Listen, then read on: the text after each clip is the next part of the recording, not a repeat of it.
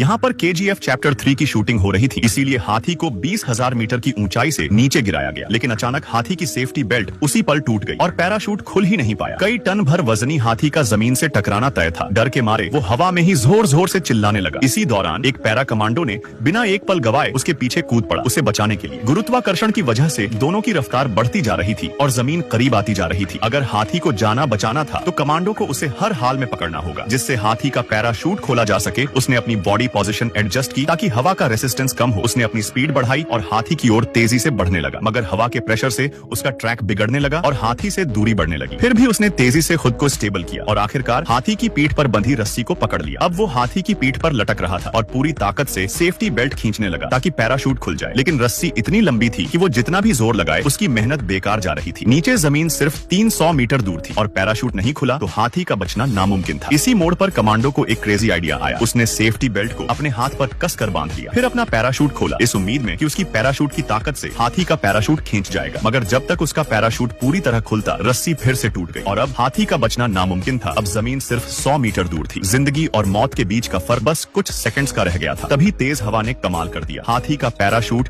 एक झटके में खुल गया और आखिरकार वो सुरक्षित जमीन पर उतर गया। बहादुर कमांडो के लिए एक लाइक और सब्सक्राइब।